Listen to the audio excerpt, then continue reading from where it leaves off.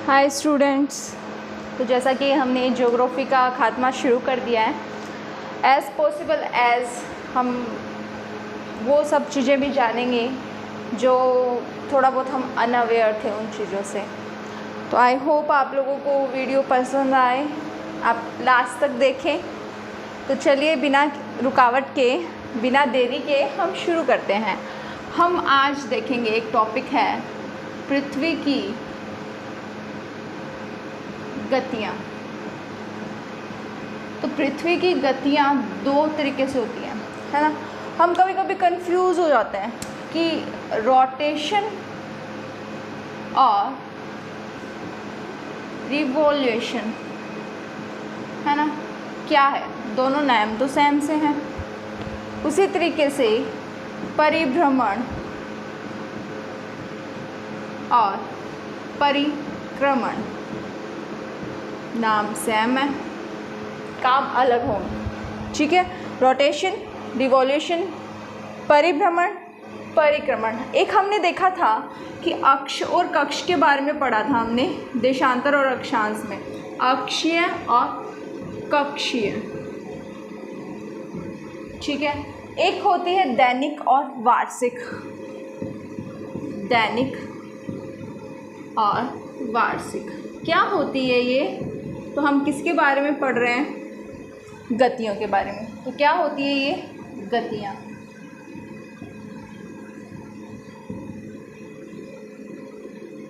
ये तो इनको नाम ही दे दो, है ना, इनको गति बोल दो। देखते जाइएगा, नाम भी याद करेंगे, काम भी याद करेंगे, कैसे करती है वो भी देखेंगे, लेकिन जल्दी जल्दी देखेंगे, है ना। जो क्वेश्चन बनने वाले हैं वो जल्दी जल्दी हम ख़त्म करेंगे इसमें से। और बात करते हैं घूर्णन।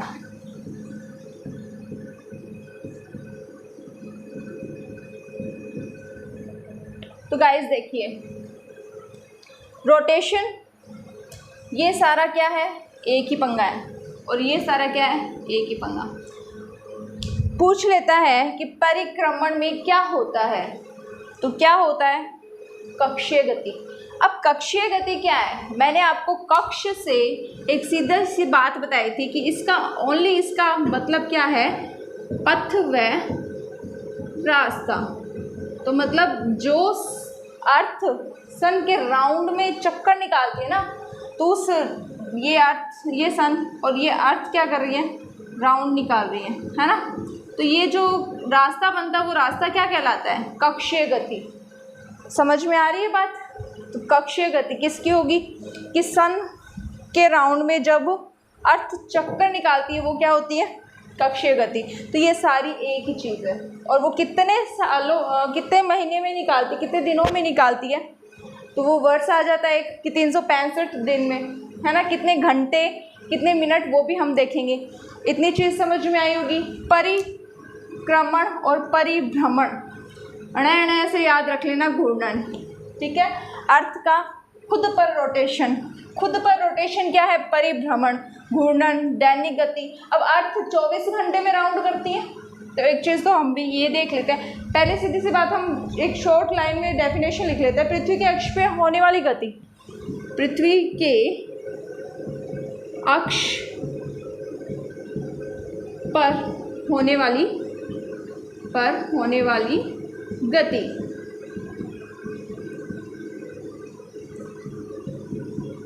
आई होप समझ में आ रहा होगा। और ये क्या है कि निश्चित पथ में होने वाली गति, निश्चित पथ या रास्ते में होने वाली गति। बहुत सिंपल है, एक डेफिनेशन आपको मिल गई इसकी। आप इसको बीच में डिफरेंस भी कर सकते हैं कि परिक्रमण और परिभ्रमण है क्या एक्चुअल में। उसके बीच में इनके अलग अलग नाम भी हैं।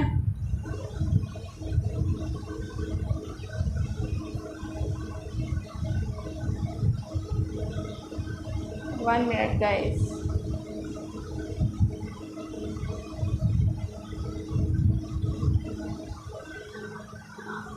तो एक डिफरेंस इनके बीच का पता चला होगा आपको।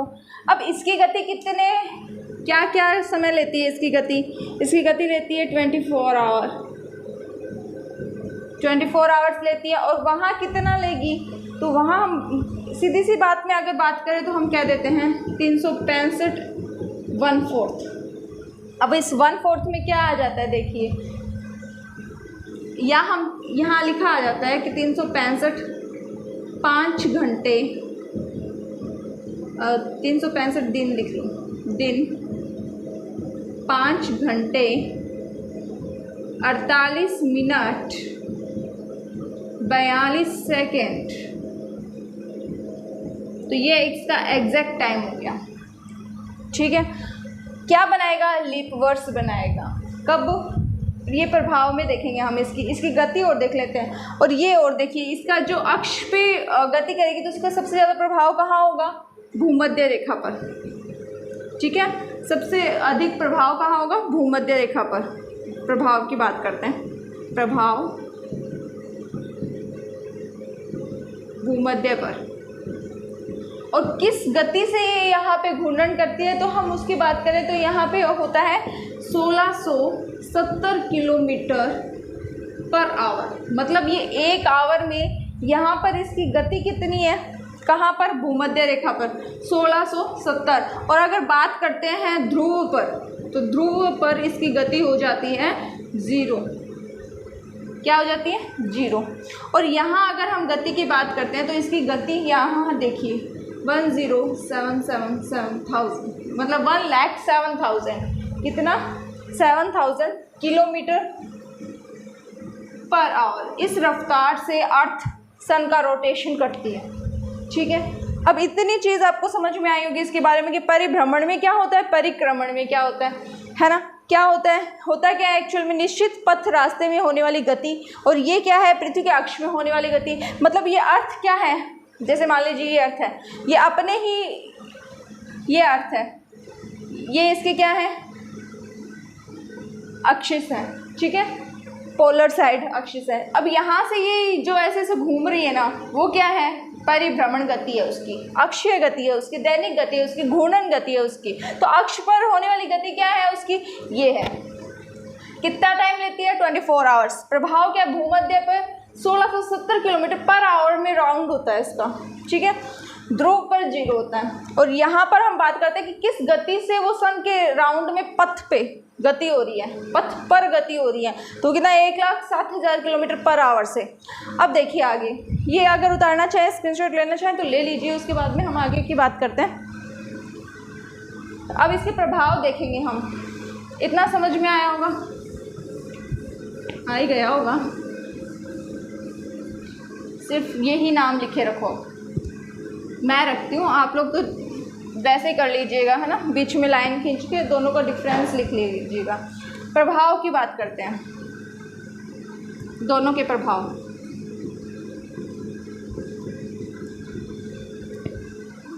देख लेते हैं, दिख रहा है क्या? वहाँ पे दिख रहा है प्रभाव। देखिए, मौसम परिवर्तन यहाँ होता है। क्या? मौसम परिवर्तन। ये पूछे क्वेश्चन कैसे पूछे जाते हैं यहाँ से कि मौसम परिवर्तन प्रभाव है गति का। कौन सी गति का? परिभ्रमण का, परिक्रमण का, दोनों गलत या A B दोनों, है ना? ऐसे देते हैं। यहाँ क्या हो जाएगा? ऋतु परिवर्तन। जैसे शीत ऋतु, शरद ऋतु, है ना? वैसे परिवर्तन। ठीक है, इसका परिवर्तन जैसे जलवायु में, जो जलवायु तो बड़ा हो जाता है, खैर जैसे टेम्परेचर वगैरह का ले लिया, या फिर जो वायु राशियाँ बनती हैं उनका ले लिया, ये सब चीज़ें। और देखिए यहाँ पे सौर दिवस व नक्षत्र दिवस, इनके बारे में भी हम देखेंगे कि ये एक्चुअल में होते क्या है। यहाँ क्या है देखिए, ये किसका? सौर दिवस और नक्षत्र दिवस किसका प्रभाव है? परिभ्रमण का। और यहाँ का प्रभाव अपसौर और व उपसौर। इनको ना अगर इंग्लिश में याद रखो ना तो ज़्यादा सही रहता है, अफेलियन और प्रीहेलियन। ठीक है, क्योंकि पी से पास और फिर इसका दूर हो ही जाएगा, मतलब उपसौर क्या हो जाता है पास में और अपसौर क्या हो जाता है दूर में। और उसमें भी अगर याद रखना चाहो तो 3 जनवरी, देखिए 3 जनवरी पास में है या 4 जुलाई पास में, तो जाहिर सी बात है 3 जनवरी पास में है, तो पी 3 जनवरी और उपसौर, ये चीज़ याद करिएगा, इस तरीके से याद करिएगा, हिंदी में कन्फ्यूज़न हो सकती है आपको। देखिए आगे फिर बात करते हैं, यहाँ पे क्या होता है, दिन रात का होना, दिन व रात का होना। और यहाँ पे क्या होगा कि दिन व रात का बड़ा या छोटा होना, दिन व रात का बड़ा व छोटा होना। ये सारी चीज़ें हम 1 बाय 1 पॉइंट के अकॉर्डिंग हम पढ़ते चलेंगे। छोटा होना, फिर हम अगर आगे बात करें तो इसमें हम देखते हैं कि मौसम परिवर्तन लिया है, तो मौसम परिवर्तन किससे होगा, गतियों से होगा, जो फोर्सेस काम करेगी उनसे होगा, कि विभिन्न बलों की उत्पत्ति व उनके परिणाम स्वरूप जो प्रभाव होंगे वो देखिए। क्या मैंने कहा फोर्सेस होंगी, विभिन्न बलों की उत्पत्ति, बलों की उत्पत्ति व परिणाम स्वरूप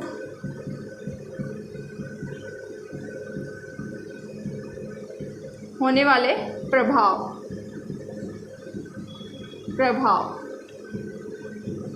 ठीक है। अब ये गतियाँ 3 होती हैं, एक अपकेंद्रीय प्रभाव लिख लेते हैं ना पहले।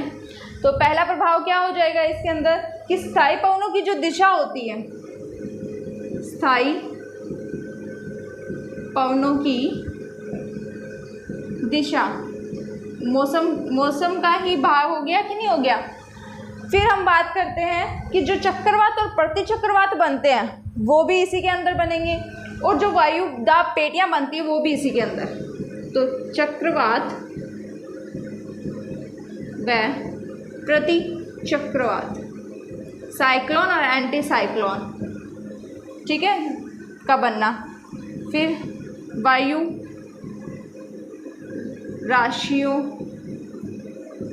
की पेटियों का, या वायु दाब लिखिए, वायु दाब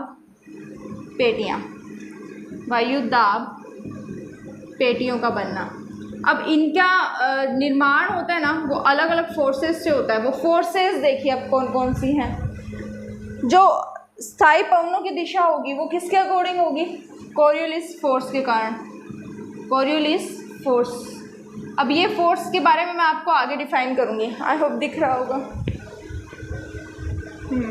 काम चल जाएगा। तो कोरियोलिस फोर्स के बारे में मैं आपको आगे डिफाइन करूँगी, ठीक है, 1 बाय 1, जैसे कि मैंने बताया आप टॉपिक देखते जाइए। उसके बाद में हम बात करते हैं चक्रवात और प्रतिचक्रवात की। तो वो बनता है अभिकेंद्रीय बल से, अभिकेंद्रीय बल, जो सेंट्रीफ्यूगल और फोर्सेस होते हैं ना वो भी यहीं पे यही है। और अपकेंद्रीय बल, तो ये 3 बल हैं। ये एक्चुअली पृथ्वी के घूमने से उत्पन्न होने वाला बल क्या कहलाता है, कोरियोलिस फोर्स कहलाता है। और जी गॉर्गन ऐसा सब कुछ नाम है बंदे का, जी गॉर्गन कोरियोलिस, जिसके बेसिस के कारण जिसने ही ये क्या फोर्स दिया था कि अर्थ पे जो विचलन हो रहा है, अर्थ की गति के कारण, परिभ्रमण के कारण जो विचलन हो रहा है उससे क्या एक बल का निर्माण हो रहा है। वो बल क्या दिया फिर उसने, उसी के नाम पे क्या उसका नाम रख लिया गया, कोरियोलिस फोर्स। उसके बाद में हम देखते हैं वहाँ चलते हैं विषुव, जो इक्विनॉक्स जिसको बोलते हैं, ठीक है, ये अलग हैं। इसके अंदर तो ये उत्पत्ति हो गई, इसके अंदर 4th पॉइंट लिखिए विषुव, 5th इसके अंदर लिखिए अयनांत या संक्रांति जिसको हम बोलते हैं,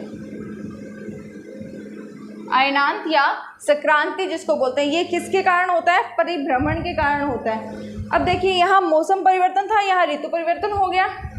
और अब फिर हम बात करते हैं दिन रात को छोटा बड़ा होने की। और एक चीज़ और, उत्तरायण और दक्षिणायन किसके सन के, सन का उत्तरायण व दक्षिणायन होना भी किसके कारण होता है? इसी के कारण होता है, दक्षिणायन।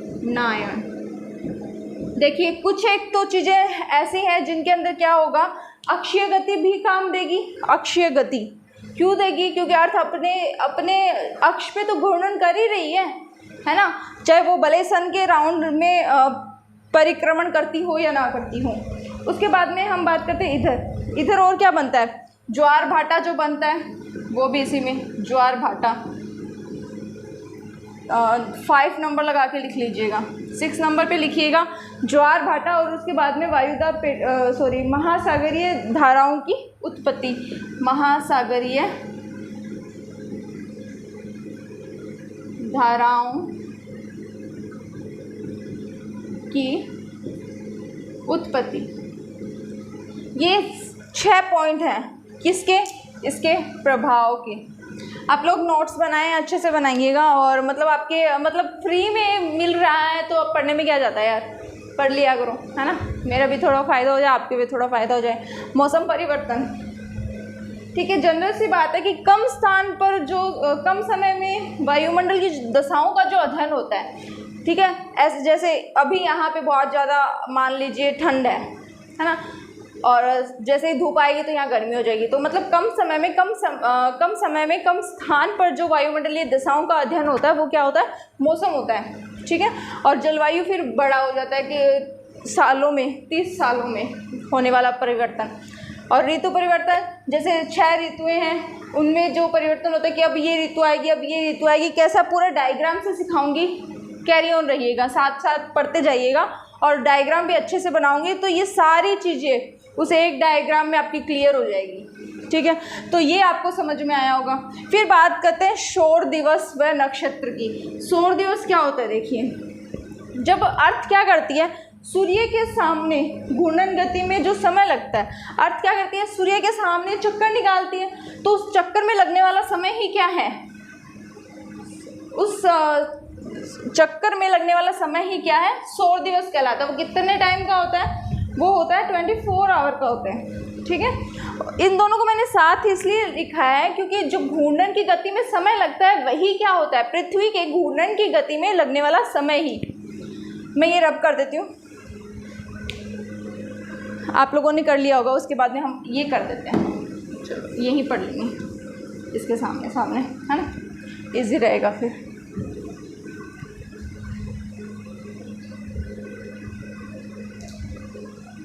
सूर्य के सापेक्ष या सूर्य के सामने, सूर्य के सापेक्ष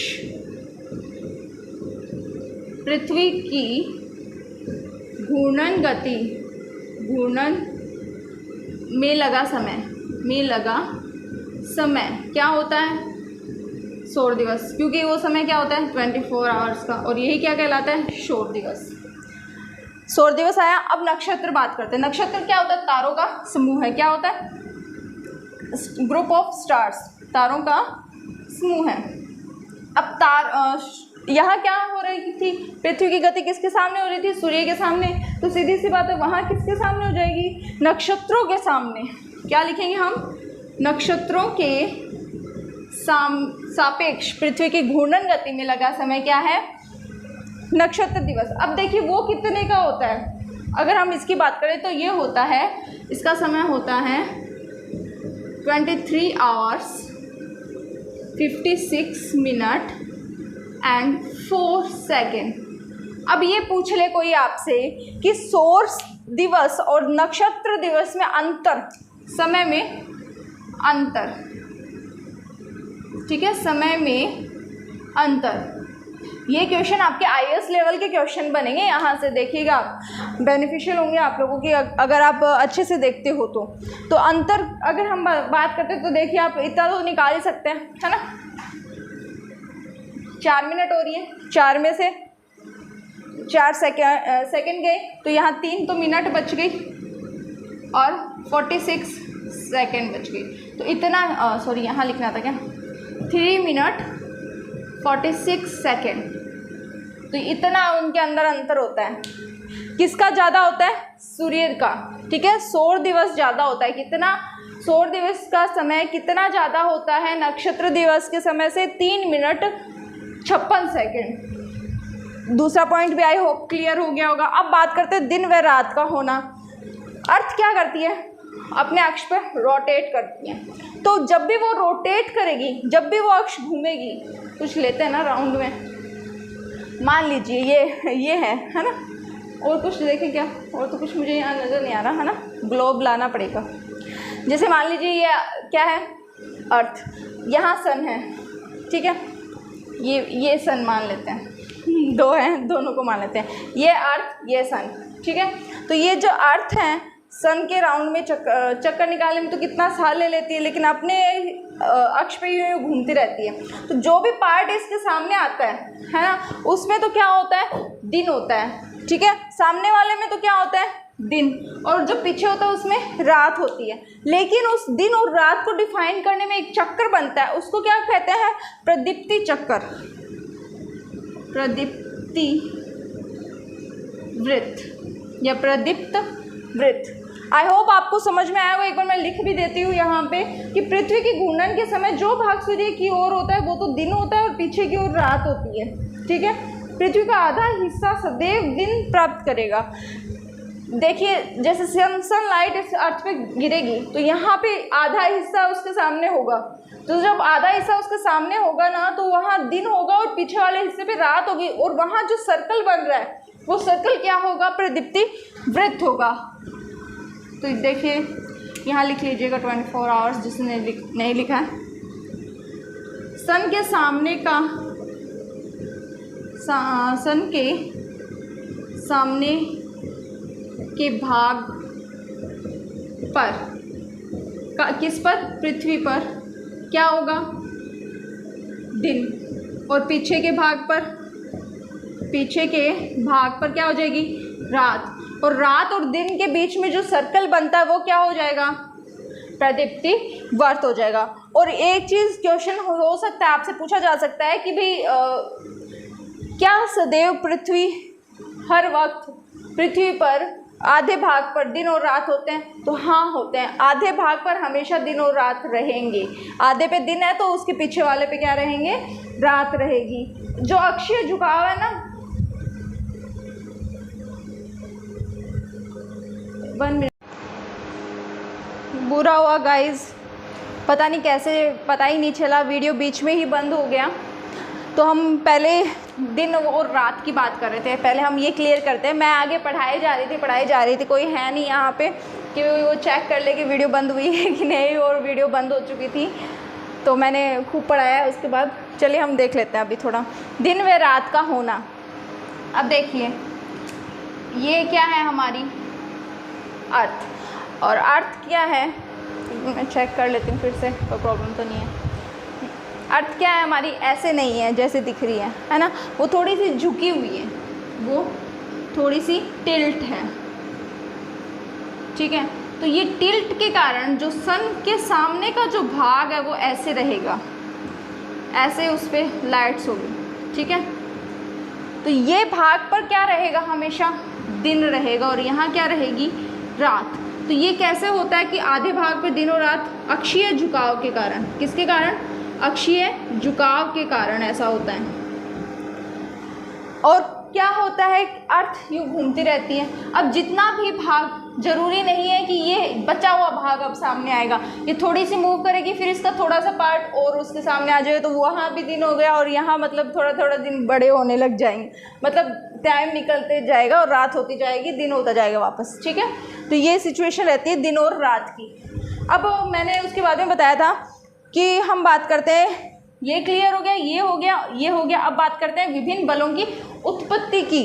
अब वो कैसे होते हैं? देखिए, स्थायी पवनों की दिशा, कोरियोलिस फोर्स एक्चुअल में है क्या? पृथ्वी की घूर्णन गति के कारण जो बल बनता है, ठीक है। जैसे हम किसी भी चीज़ को घुमाते हैं तो उसमें फोर्स लगता है, जैसे ही वो फोर्स लगता है वो फोर्स क्या कहलाता है? कोरियोलिस फोर्स कहलाता है। अब जैसे ही पृथ्वी यहाँ पे घूम रही है, घूमने के कारण जो फोर्स यहाँ बन रहा है वो फोर्स क्या है? कोरियोलिस फोर्स है। फिर बात करते हैं चक्रवात और प्रतिचक्रवात। अगर हम मैं सीधी बात बताऊं आपको, तो चक्रवात और प्रतिचक्रवात एक्चुअल में प्रभाव है इस बल के, अभिकेंद्रीय बल के क्या है? प्रभाव है। वायुदाब पेटियाँ किसका प्रभाव है? अपकेंद्रीय बल का। और ये कैसे बनते हैं? जो एयर प्रेशर बेल्ट्स हैं, इनकी मैंने एक वीडियो अपलोड करी हुई है, जो एनसीईआरटी की बुक का चैप्टर था 11th स्टैंडर्ड की, तो वो इंग्लिश में है लेकिन मैंने एक्सप्लेन हिंदी में करा हुआ, तो आप लोग वहाँ उसको चेक कर सकते हो कि कैसे ये बनते हैं। वहाँ मैंने चक्रवात प्रतिचक्रवात का भी बताया है और वायुदाब पेटियों का भी बताया है। अब हम जानेंगे अभिकेंद्रीय बल और अपकेंद्रीय बल क्या होते हैं। तो देखिए, ये क्या है? कोई चीज़ है, मान लीजिए अर्थ है, ठीक है। मैंने इस अर्थ से एक बॉल बांधी है, ठीक है। जैसे जैसे अर्थ घूमेगा, हाँ देखो मैं बांध सकती हूँ ना, बांध दी मैंने यहाँ पे। तो जैसे जैसे अर्थ रोटेट करेगी, ठीक है, रिवॉल्यूशन ही रोटेट, जैसे जैसे अर्थ रोटेट करेगी तो इसमें भी रोटेशन होगा। तो जो यहाँ से वो अपने झुकाव से जो रोटेट कर रही है, जो अपने एक्सिस से वो रोटेट कर रही है, घूम रही है, घूर्णन गति कर रही है, तो जिसके कारण क्या होगा? यहाँ पे फोर्स बनेगा, ठीक है।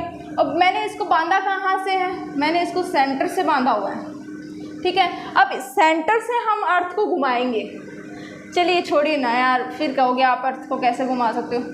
बॉल मान लीजिए या पत्थर, स्टोन मान लीजिए, स्टोन है और स्टोन से मैंने बॉल को बांधा हुआ है, ठीक है। अब मैं स्टोन को घुमा रही हूँ, तो मैं जैसे जैसे इसको घुमाना शुरू करूँगी वो दूर जाती जाएगी, है ना, एकदम स्पीड पकड़ लेगी और दूर दूर से घूमता रहेगा। अगर मैं रोकूंगी तो भी वो लपेट लपेट के मेरे पास आ जाएगी, है ना।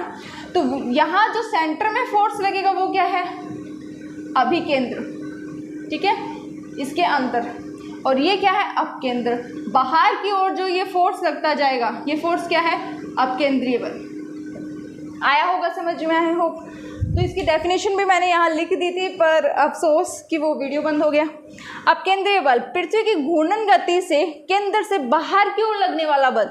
ये घूर्णन कर रही है यहाँ पे, तो कोरियोलिसिस फोर्स लगेगा, और इसकी कोरियोलिसिस फोर्स के बाद में जो अंदर से जो फोर्स लगेगा पृथ्वी के, वो कैसा होगा? अभिकेंद्रीय। और बाहर जो फोर्स लगेगा वो कैसा होगा? अपकेंद्रीय। तो अभिकेंद्रीय का प्रभाव क्या हो गया? चक्रवात और प्रतिचक्रवात। अपकेंद्रीय का प्रभाव क्या हो गया? वायुदाब पेटियाँ। आई होप ये समझ में आया होगा। अब एक चीज़ और ध्यान रखिएगा, ओनली जो अपकेंद्रीय बल है ये हमारे स्पेशल मेहमान हैं। कैसे? कि सिर्फ भूमध्य रेखा पर इसका मान क्या होगा? सर्वाधिक होगा, सर्वाधिक, ठीक है, क्योंकि इसका ऊपर का पार्ट अटैच होगा ना, तो वहाँ पे सबसे ज़्यादा पार्ट गति किस में होगी? भूमध्य रेखा पर होगी, और ध्रुव की तरफ जाएंगे तो जीरो हो जाती है। देखिए हम कोई चीज़ ऐसे घुमा रहे हैं, ठीक है, क्या घुमाऊँ, है ना, कुछ घुमा के दिखा देती हूँ। क्या घुमाया? माउस पड़ा है यहाँ पे, ये घुमा के दिखाते हैं, पॉकेट, ठीक है। मैं ऐसे ऐसे घुमा रही हूँ, तो ये फोर्स ज़्यादा कहाँ लग रहा है? बाहर की साइड लग रहा है। तो जब सेंटर से घूमेगा तो बाहर की साइड फोर्स लगेगा, और बाहर सबसे ज़्यादा उभरा हुआ भाग कौन सा है? भूमध्य रेखा। तो भूमध्य रेखा पर सबसे ज़्यादा होगा और ध्रुव पर शून्य होगा। बात करते हैं अभिकेंद्रीय और कोरियोलिसिस फोर्स की, तो यहाँ पे अपोजिट होगा। सबसे ज़्यादा फोर्स कहाँ होगा? यहाँ पे ध्रुव पर होगा, ठीक है, ध्रुव पर। और भूमध्य रेखा पर क्या हो जाएगा? इसका मान 0। आई होप ये चीज़ आपको समझ में आई होगी। अब हम बात करेंगे परिक्रमण गति की। उसमें देखिए हम कितनी बात कर सकते हैं।